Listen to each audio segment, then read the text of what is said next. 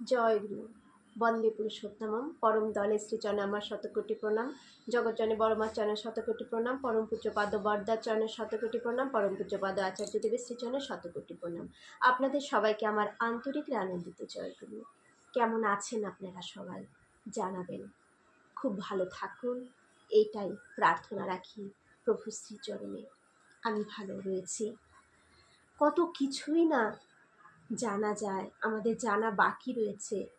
বিশেষ করে আমি অনেক কিছু জানি না, যা এখন জানতে পারছি, খুব ভালো লাগছে। তাই যা জানছি তা আপনাদের সাথে শেয়ার করতেও মন চায়, যে আপনাদেরকেও আমি জানাই। আলোচনা প্রসঙ্গ থেকে পড়তে গিয়ে আমি আজ এটা পেলাম, ভাবলাম এটাই আজকে পরিবেশন করবো ইষ্ট প্রসঙ্গে। সবাই যাতে জানুক, হয়তো অনেকেই জানেন, তবুও আবার করছি। ঠাকুর আমাদের ইষ্টভৃতি করার কথা বললেন। উঠতে বললেন কখন? আমাদের উঠতে বললেন ব্রাহ্ম মুহূর্তে। ব্রাহ্ম মুহূর্তে উঠে আমাদের ঠাকুর করতে বললেন নাম ধ্যান। ঠাকুর বলেই দিলেন উষাকালে উঠে নাম ধ্যান করার কথা। তাহলে আসুন আমরা জেনে নেই, ওই সময় উঠে ঠাকুর কিছু করার কথা আমাদের বললেন, যেটা আমাদের জানা ছিল না, সেটা আজ জানি। শ্রী শ্রী ঠাকুর তামাক খেতে খেতে হঠাৎ বললেন, বিরুদা, আপনি সকালে কটায় ওঠেন? বিরুদা বললেন, 3:30 সময়। ঠাকুর বললেন, উষাকালে সূর্য ওঠেনি, অথচ পূর্ব দিকে আলো এসেছে। তখন চেয়ে দেখবেন কত রকম রং দেখা যায়। এটা কিন্তু একদম সত্যি, এটা আমি দেখেছি। দার্জিলিংয়ে যখন সূর্যটা উদিত হয় পাহাড়ে, সেই জায়গায় যখন সূর্যটা উঠছে, কারণ ওখানে তো খুব এটাই সবাই গিয়ে দর্শন করে সেই জায়গাতে, দার্জিলিংয়ে গিয়ে।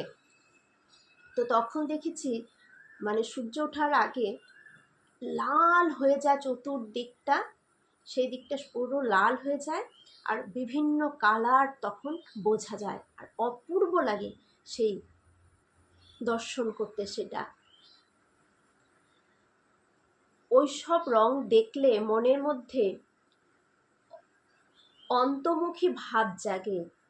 যারা নাম ঠিক মতো করে, তারা অন্তর্জগতে যেসব আনন্দ অনুভব করে এবং তাদের মধ্যে গভীর চিন্তাশীলতার যে সব ধারা জাগে, তার কোনো তুলনা হয় না।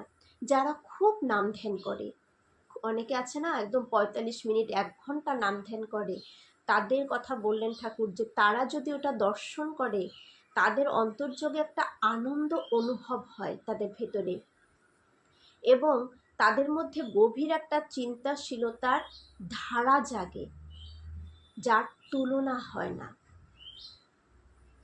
যখন যেরকম অনুভূতি জাগে, সেটা লিখে রাখলে পরে সেইগুলি পড়ে আবার উদ্দীপনা হয়। মানে ঠাকুর বললেন, ওই যে আমরা যখন ভোরবেলাটা উঠে বসি, সূর্য ওঠার আগে যখন আমরা নাম ধ্যান করতে বসি, সেই নাম ধ্যান করার সময় আমাদের অন্তর্জগতে যে ভাবধারাগুলো জেগে উঠবে, ঠাকুর এটাই বললেন, যে অন্তর্জগতে ভেতরের যে চিন্তাশীলতার যে সব ধারা জাগে নাম ধ্যানের সময়, যা যা আমার অন্তরের ভেতর থেকে যে সৎ ভাবনাগুলো, সৎ চিন্তাগুলো আমাদের ভিতরে জেগে উঠবে, সেইগুলোকে আমরা যেন একটা খাতায় বা একটা ডায়েরিতে তখন সেগুলো লিখে রাখি।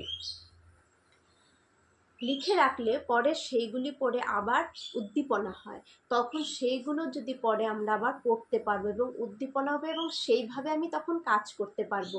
কারণ যখন নাম ধ্যান করব, সঠিকভাবে এক মনে যখন অনেক সময় ধরে নাম ধ্যান করব, তখন আমার ভেতর আমার ঠাকুর জেগে উঠবেন। আর ওই সময় যে চিন্তাগুলো, যে ভাবনাগুলো আমার ভেতরে প্রকাশিত হবে, সেইগুলো যদি তৎক্ষণাৎ আমরা লিখে রাখি, তাহলে সেগুলো পরে দেখে আমাদের ভেতরে সেই ভাবটাও জাগবে এবং সেই কর্মগুলো আমরা কিন্তু তখন করতে পারবো, আর ওই কর্মগুলো খুব ভালো হবে।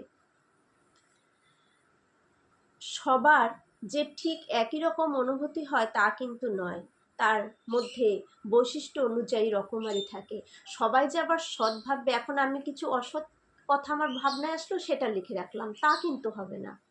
যেটা সৎ, যেটা আমারও মঙ্গল অন্যেরও মঙ্গল হবে, এমন কিছু কথা যদি সৎ ঠাকুরের বিধান অনুযায়ী কিছু কথা যদি আমার অন্তরে ভেবে চিন্তাশীলতার মধ্যে ভাবনার মধ্যে উঠে বের হয়, সেগুলোর জন্য আমরা তৎক্ষণাৎ লিখে রাখি।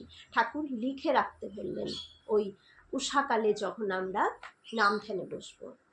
বিরুদা, আপনার কথিত কোনো কথা ঠিকভাবে লিখে রাখলেও অনেক সময় মানুষ তার ভুল ব্যাখ্যা করে। যেমন অনেক বাণী রয়েছে, আমরা সেগুলোর কিন্তু অনেক সময় আমরা ভুল ব্যাখ্যা করি। তখন ঠাকুর ওই ভুল ব্যাখ্যাটার ঠাকুর কি বললেন?